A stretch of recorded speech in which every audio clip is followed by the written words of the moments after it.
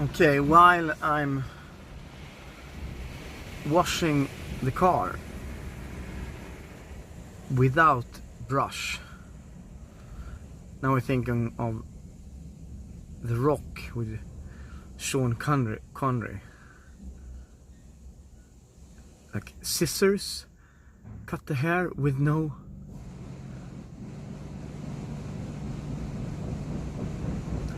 scissors, only brush. With scissors this man could kill you. Anyway, yeah,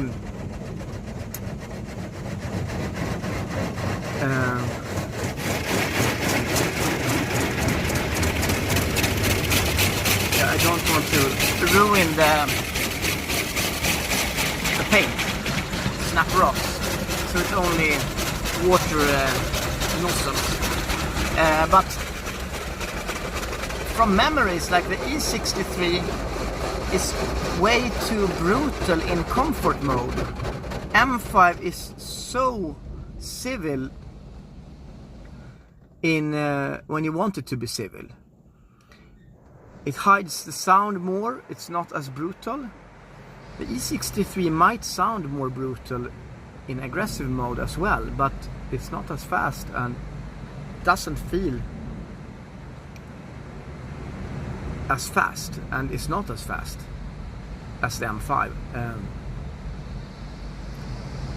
And the Panamera Turbo S, yes, I like the double clutch, which is a Porsche invention, by the way. Could be something that BMW and don't want to pay royalties, who knows? No, it's a weight thing also, but the Panamera Turbo S is already so heavy because of that battery. So a double clutch won't make a difference. And I mean, in the end, the result is what matters. And I mean, I only managed to do 3.2 seconds once in a Panamera Turbo with double clutch, because at speed it's simply not as fast as the M5. It's too heavy,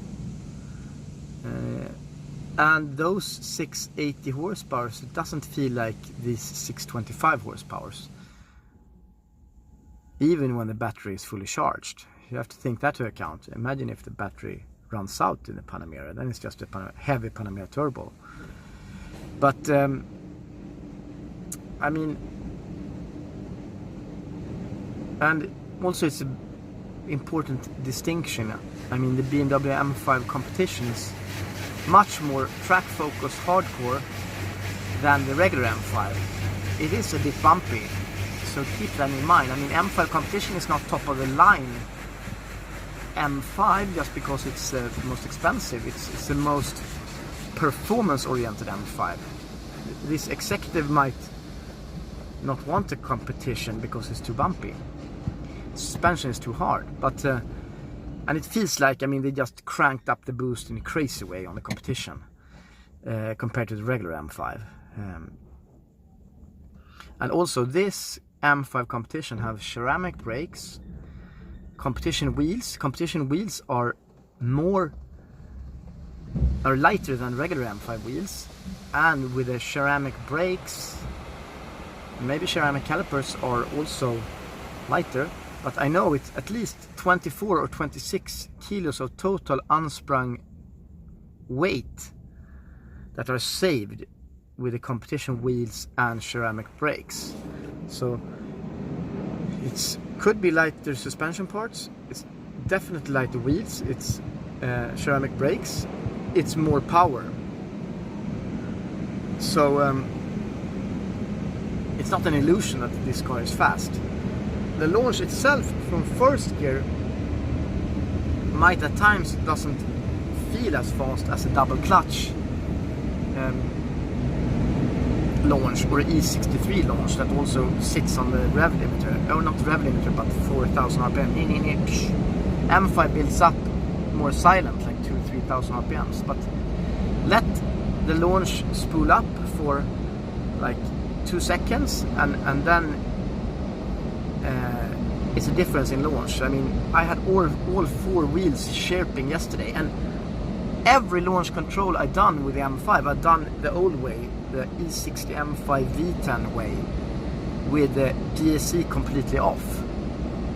in the instruction manual you could do a launch control within the M. I forgot that. I did all of them with DSC off. So when you let the boost build up for like 1-2 seconds and then release it, then you have this 4-wheel chirp and the acceleration is just nuts.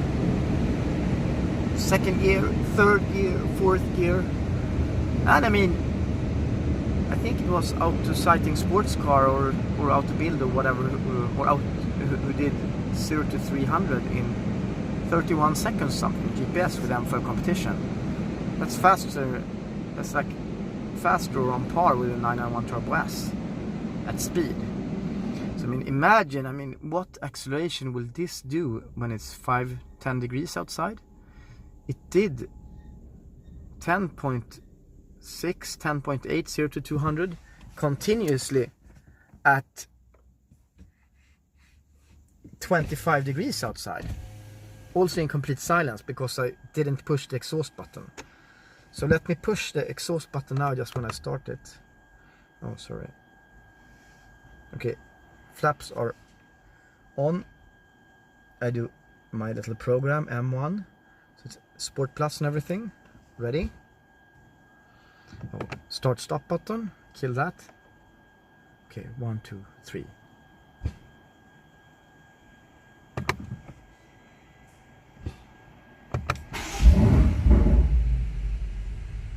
That burble would not come if I wouldn't press the exhaust button. But now the engine is warm, so it doesn't go up to these high RPMs.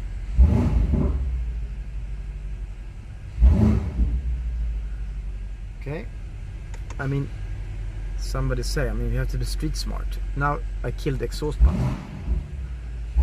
Still have the MDM on. I mean, I kind of like the sound better without the exhaust button. It's more raspier. It's like a high revving crazy V8. Okay, you know what? I need to watch out the wheels when I'm leaving here. I need to do like this. Prepare for laugh. First gear. So sorry, I exited the car wash and the phone overheated, not the car actually. And can you still feel like, I mean, like get memories from my M3 3.2 E36 sedan, 321 horsepower, where you killed the air conditioning in order for it not to steal any horsepower. So I killed the air conditioning in this car as well. Anyway, so when you think of it, also the E63, I mean, I'm speaking about the E63S. I mean, there is not any more rougher or hardcore E63, and you have to take into consideration when you compare all these cars, compare against, we're talking stock cars. I mean, you know, everybody can tune, put tuning on it, but is it fun to buy a new transmission to RS6 or new drivknutar? What is it? Not drive shaft, but things on the wheels that snap on RS6 when you tune it, and S8 Plus, they snap as well.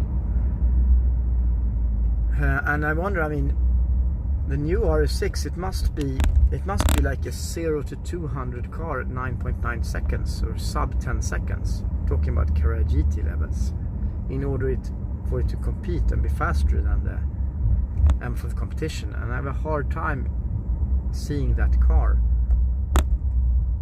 being faster than the competition, since it's an Avant, so it's got all this that weight.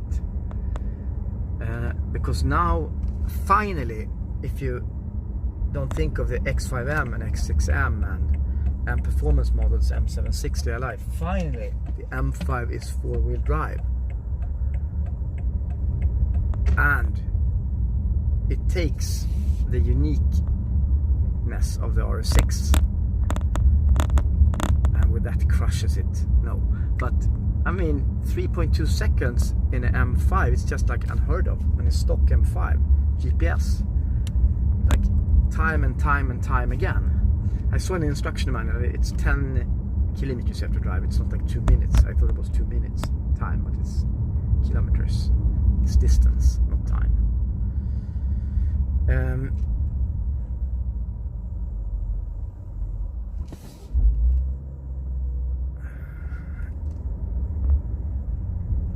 mean, as addictive as fast four-wheel drive launch is, it's as addictive in the M5. I remember how we fought to, like 4.2 seconds 0 to 100 in the M5 F10.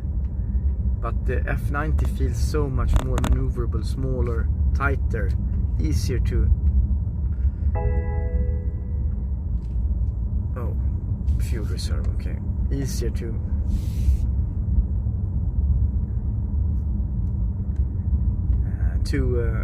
drift and play with. The F10 M5 felt a bit too long. I was thinking of driving to a certain spot. I always film the cars I'm trying out in, and it's sun and it's newly washed, so I'm gonna try to film it with another camera than I did before. Anyway, yeah, so I mean, the RS6, I mean, what's the power, what's the official specs? I kind of forgot, or was it 3.5 to 100? And you have to tune the new RS6 in order to it to be close to competitor to the M5. And I mean, stock competition M5 31 seconds 0 to 300 GPS. I mean, how much would you tune RS6 in order to achieve that? Also the new, is it C7 or C8? Anyway, time will tell, but I mean, the king of the sports sedans now is the M5 competition. It has the launch capability and it has the sportiness and the dual personality. It's like a 5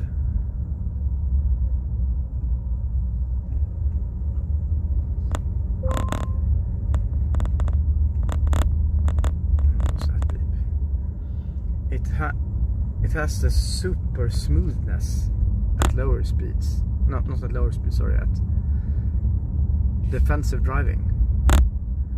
That I don't think the E63 has. I don't think think the Panamera has it either. Panamera feels more like a 911. You know, loud, and it also feels heavy. But it doesn't have this super comfort when you want it. Neither does the E63. But the M5 just feels super isolated in a way that definitely not the old RS6 has either. So yeah, that's some thoughts. I'm gonna film it a little bit now. So, newly washed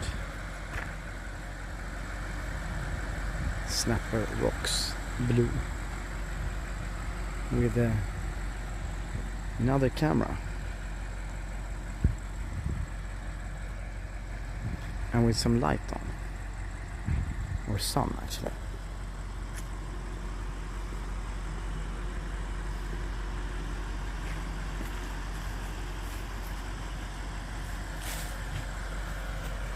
And it just looks good with the half beam on.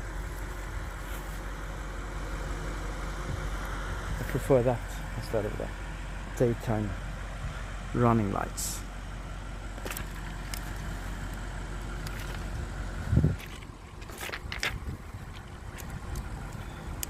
This is not as stabilized as my other camera, but still gives some sense of the color with some sun on.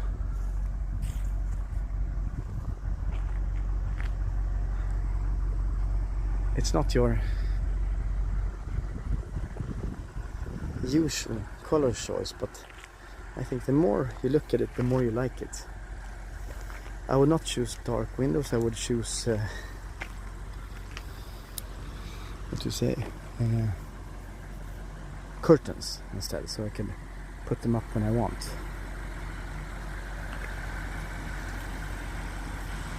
So let's try. This was a bit too close. Anyway, I'll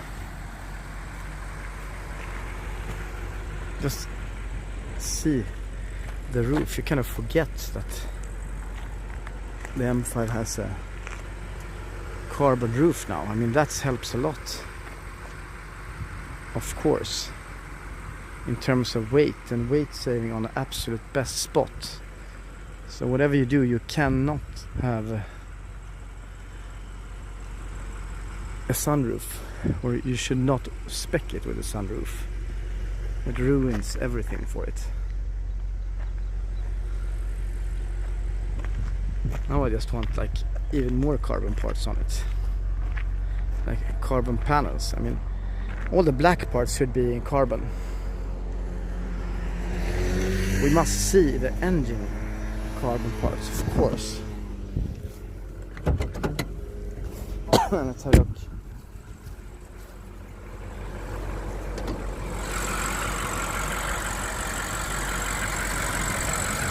This is beautiful. However, the classic Vanos sound, the E28 did not have that. But anyway, that's one bad thing.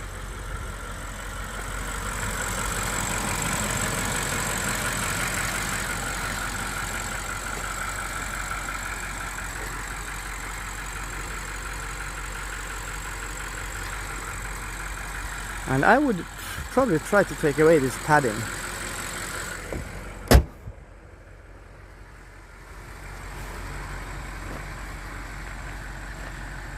So gorgeous. It's gonna be, yeah, let's see how gorgeous this is with.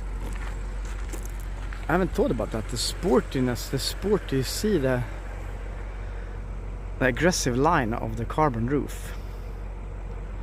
I mean, what other sedan has that?